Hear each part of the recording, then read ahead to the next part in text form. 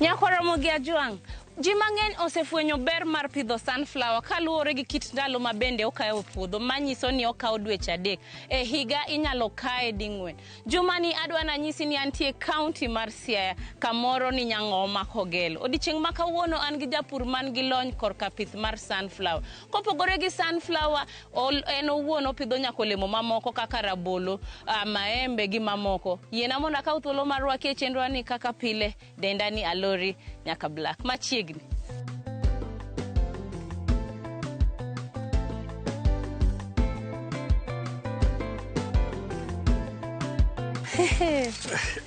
Wachia Lori. Ber idhi nade? Ichopo. Achopo. Karibu. Erokamano idhi nade? Adhi maber. Kawuono aneno ka puodho dhi maber. Puodho ber. Nyicho watiyo, koro wadwa na keyo. Erokamano.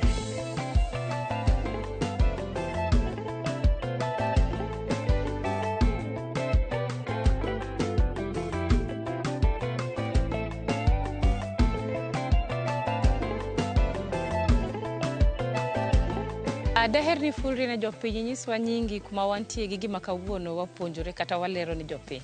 Iluonga ni Joseph Agunda Lo. An Nyang'oma Kogelo. Atimo tij pur mana kaka ne ndisewacho cha ni jawinjo. Apuro mananas, apuro sunflower, an kod rabolo, an nyaka kod mawembe gi mamoko. Erokamano.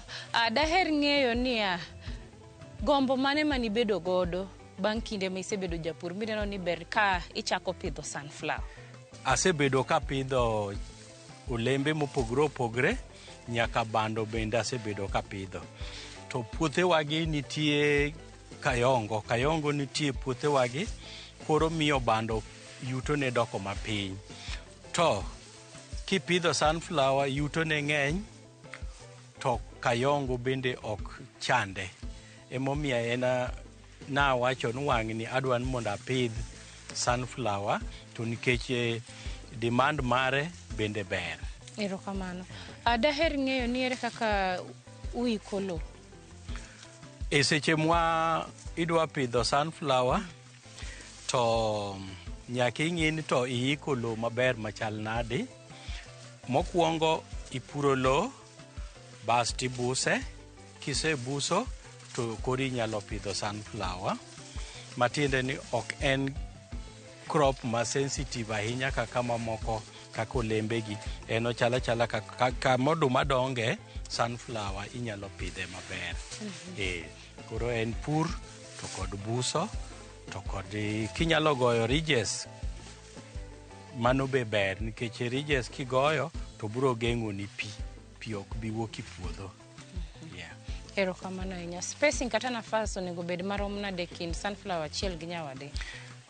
Sunflower spacing mare anyalo wacho kaka ng'ama osepidho bando, en onge pogruok.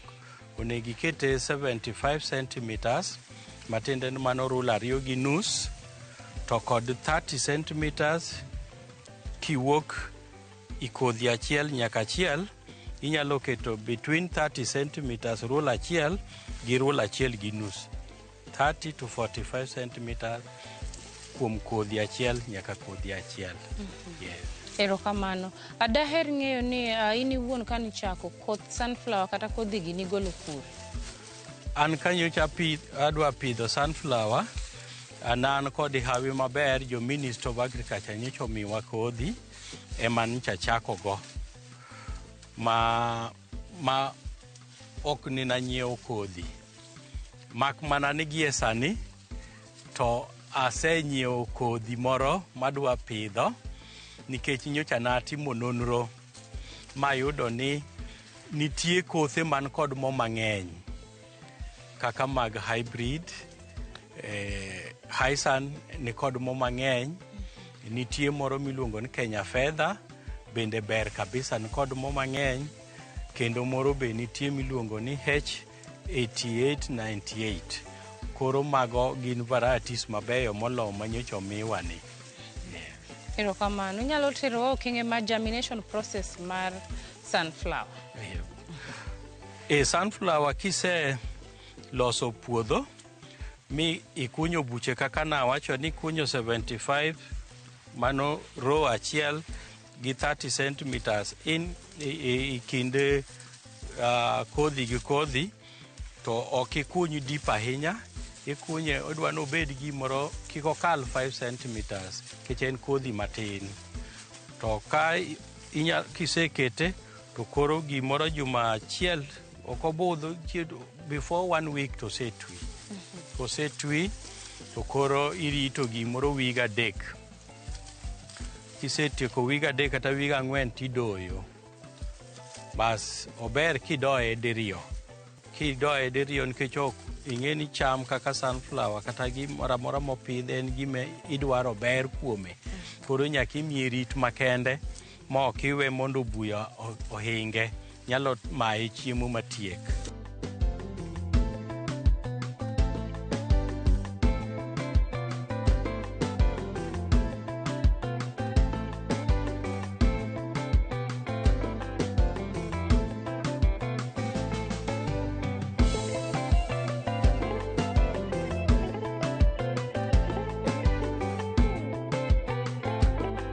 Bende nyalo nyisowa ni ma kit pith ma ng'ato nyalo wacho ni nigi yuto maber. In iwuon kuom higni kata ndalo ma bende isebedo kipidho. Ka wacho chon na pidhe ndalo moro to kod gima neno sani, mae kit pith monego sani wapidh Siaya waka kata mana Nyanza waka, nikech wanie kama thurwa kae cash crops kata cham makelonwa pesa tin, kendo miyo ok wasebedo ka wawinjo maber ahinya pur.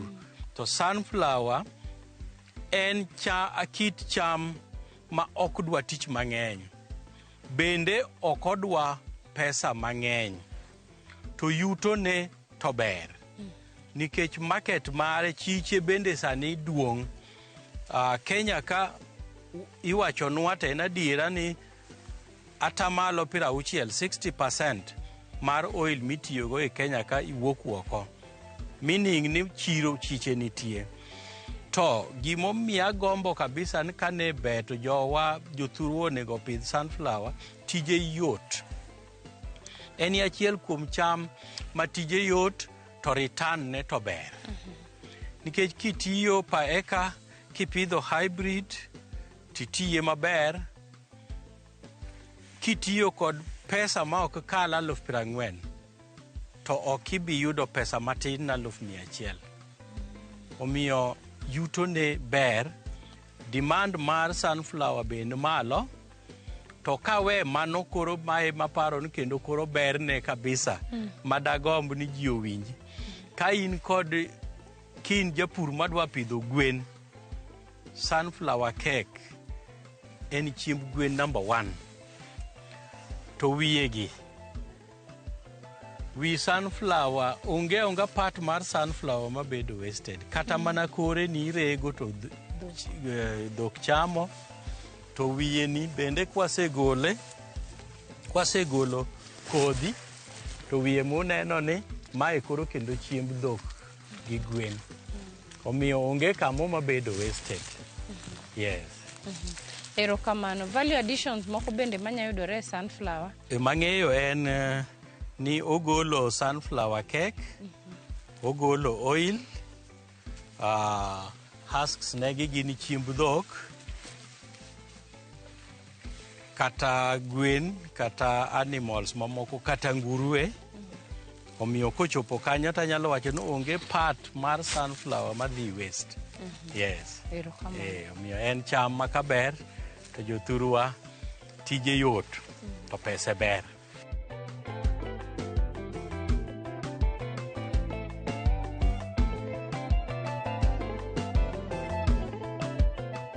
Ere kaka ng'ato nyalo fwenyo ni sunflower oseikore?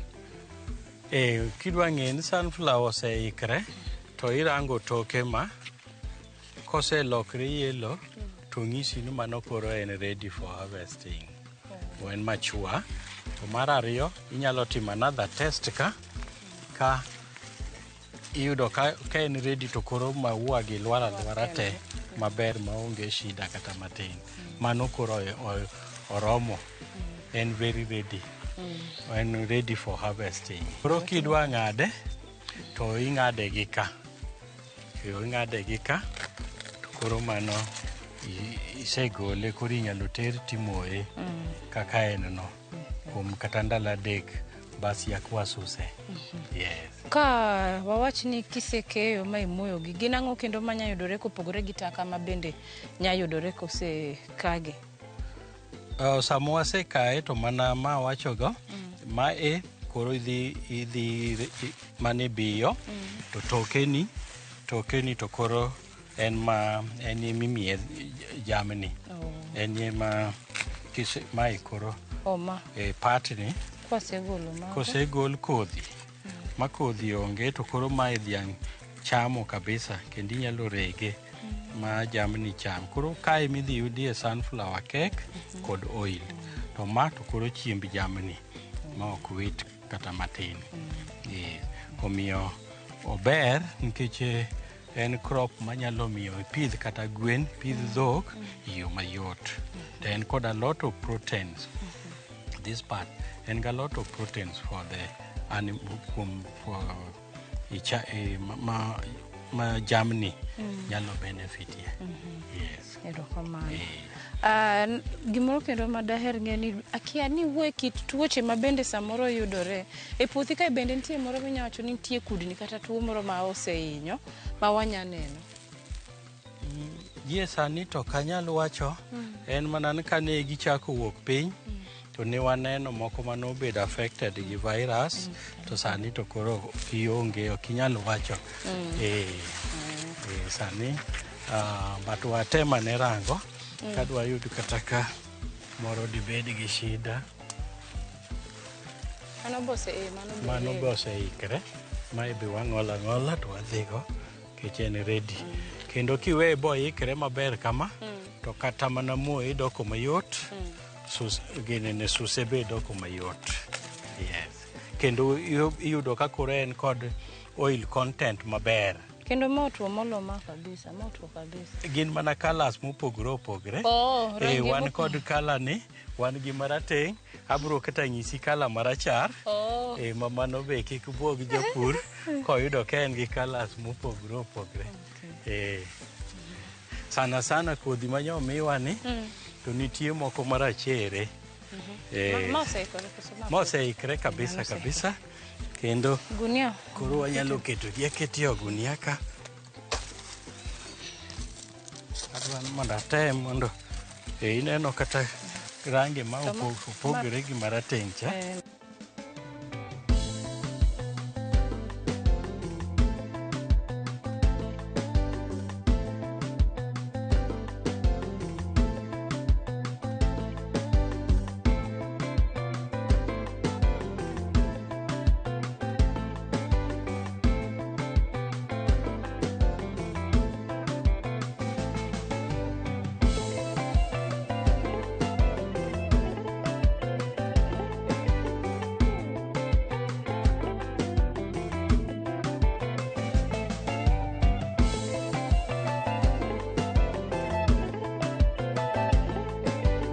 Koro kaka ma tiyudo ka en to kendo orachar bende oseikre, kendo neno ka koro ne wan kod colors 3, ma purple, marateng' gi marachar. Giduto ne gini kodhi achiel no.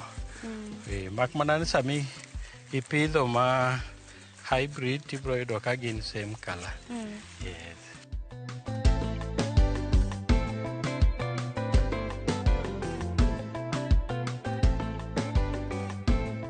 Nyakwaramogi Ajuang', wachopo giko ma kidieny mokwongo. Wadwa kawo dakika moko machuok wadhi e yweyo, aeto bang'e waduogo. Kik idhi mabor.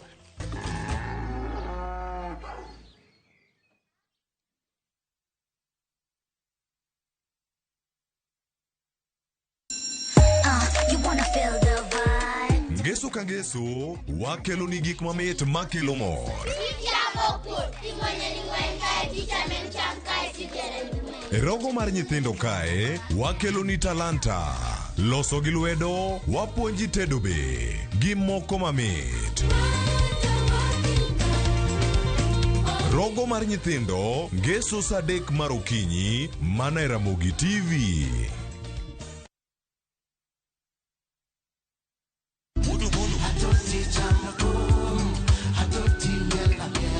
Woktich ka woktich wakelo ni duon ya Wotonagi. Ka bende tich ariyo ka tich ariyo nyaka Mronga Jwang en odiochieng' mar yuto mari. Chieng' tich adek ka tich adek nyaka Mronga Jwang en odiochieng' mar mine nyalo kachiel koda weche hera. Awendo kachopo tich ang'wen nyaka Mronga Jwang wakelo ni kama nene, yani TBT kod thumbe mamit mokalo. Furahi the edition and thum kaliech. Loso kapuoyo nyaka Mronga Jwang. Ka wakelo ni jothumbe mopogore opogore. Kanyo no bende wakelo ni gimiluongo ni Ben Yawa.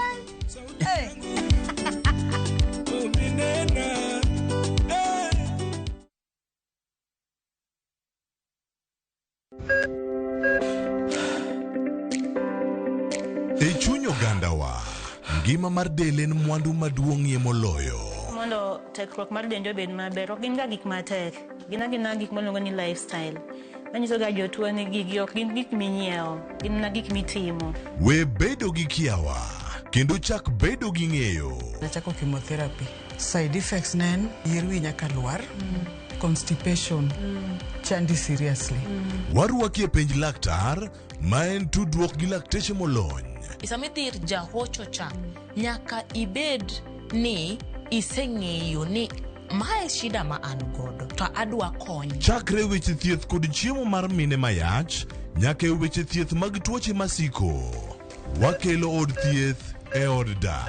Tuo mar rheumatic heart disease ni landore sana e gwenge ma poverty nitiere. Riwri gi Ruth Otieno, wuok tich nyaka tich abich, saa 12 odhiambo. Tutabaki hapa duniani sisi tumbe imanyo kit lamo mamulo chuny. Kae kama wach bedo e mangima, kendo thumbe duogo chuny.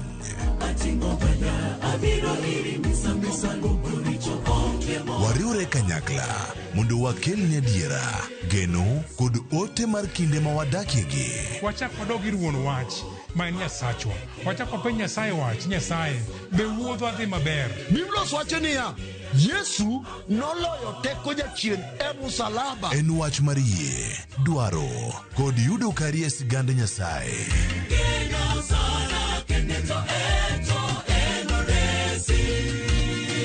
Injili ngima, sabato ka sabato, sari okinyi, kik bai.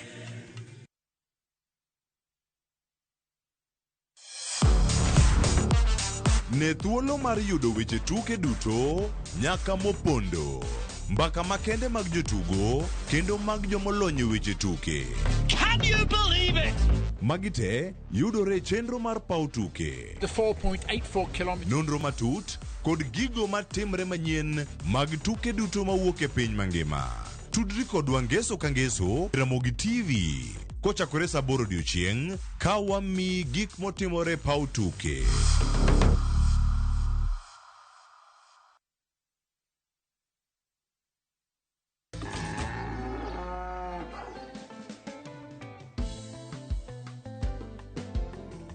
Bende ng'eyo ni sunflower bero kaka dundo tiyo makare.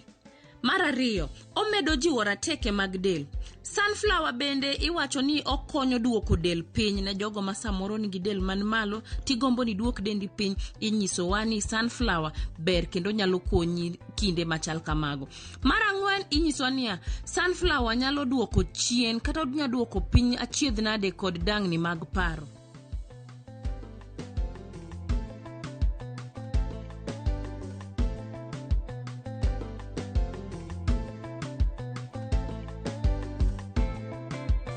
Nyakwara Ramogi Jwang machiegni kendo e kidieny mar ariyo ka bende adwa na par ni kawuono antie Siaya County kamoro ni Nyang'oma Kogelo. Odiochieng' ma kawuono wapuonjore kit pith mar sunflower. Gi kinde ma bende wan godo kae niya, bang'e kane wasekayo kata wasekeyo, nwatimo nang'o, nwating'o sunflowers waketo gi kae.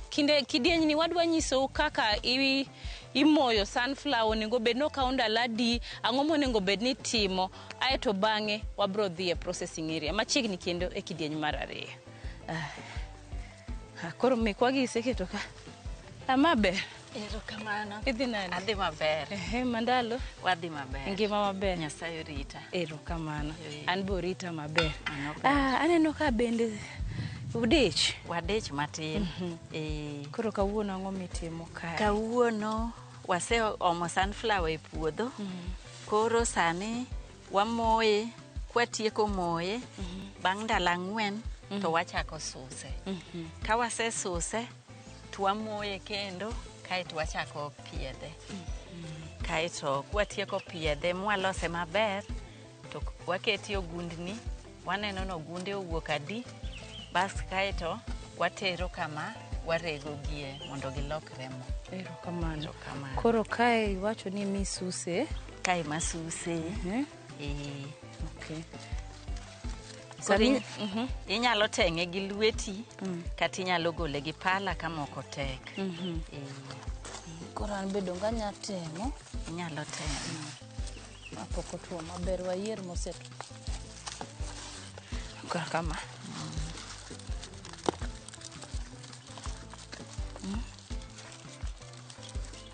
Kera bogi tek. Chala ka ng'a suso bando. Chala ng'ama suso oduma ma kochiek maber to bo wuok mayot. Wuok mayot ma kata koro iteng'e ateng'a to wuok awuoka.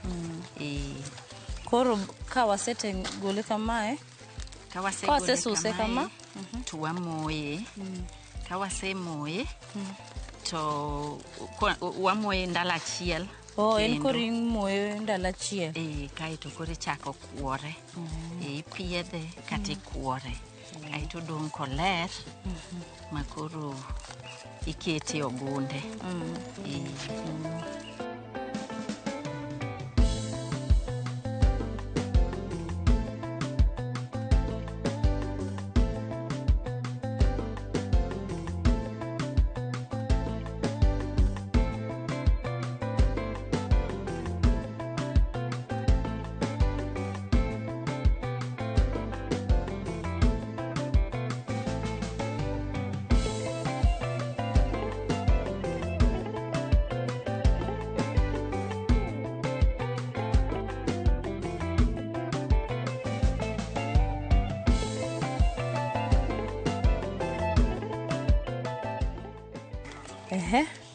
Koro ka wasesuse kama, onyiswa ni wachakwa moye ndalo achiel.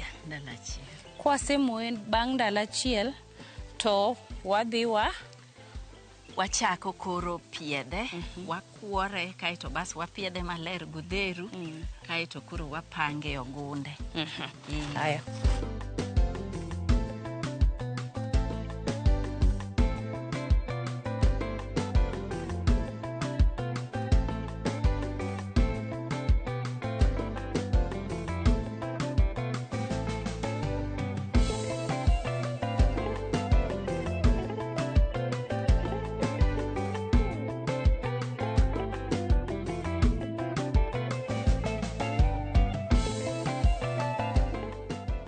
Wasepiedhe maler, koro gimodong' kae wasemoye motuo, koro wadhi mana pange ogunia, koro watime kamano nyaka orum te, ma koro wa make sure ni oler, ma koro en ready mar rego. Erokamano. Ageno ni neno process no te kako bedo kaka nwagole puodho, mwabiro mwamoye, bang' moye wachni moye kuom kinde mar ndalo 4.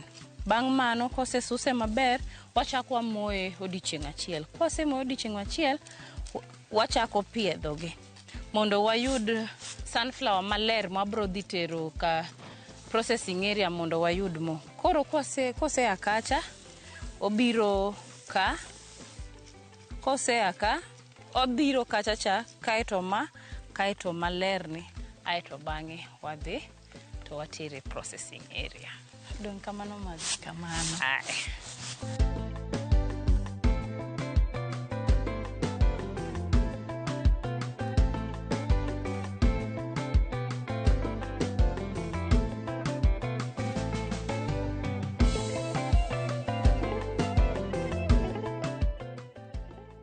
Koro mae e sunflower wa, mae sunflower ma bende wadwa tere processing area. Kaka ineno ni ma gunia ni wasetemo mondo wapong'e mondo wadhi wang'e nodhi bedonwa kgs kata kilos adiwa. Wadhi uru. Madhe, we nyis jogo lo ketnago e but ka. Erokamano.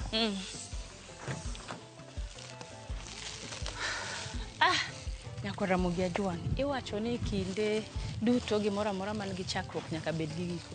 In mineno chenro na odiochieng' ma kawuono, adwa nanyisi ni juma manyien pod adhi yudora mana Siaya County kae, to gima wadhi timo juma manyien en niya, wadwa nyisi ni ang'o madhi timore processing area no, ang'o matimore, ere kaka iyudo mo. In kaka japur to samoro diheri mondo wabi walimi, inyalo oronwa ote machuok kitiyo gi SMS namba marwa ma en 236000, kata inyalo oronwa email kitiyo gi email address marwa ma en purgiohala@royalmedia.co.ke. Mar adek bende wayudore e TikTok page kaka page wa mar Pur gi Ohala. Ka ruoth oyie, wachak warom juma manyien dendani ya lori nyaka Black. Onere juma manyien.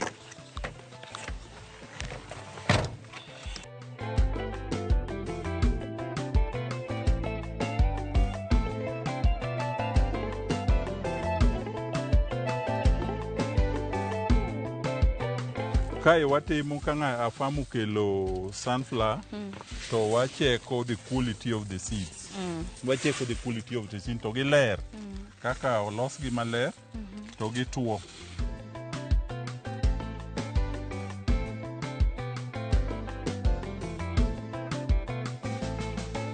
Sunflower oil formation timre in the last stage. Makoro yudo ka farmers moko makia to golo sunflower chon kagi haogo winyo ni winyo kethogi. To kanyo temo oil formation timre.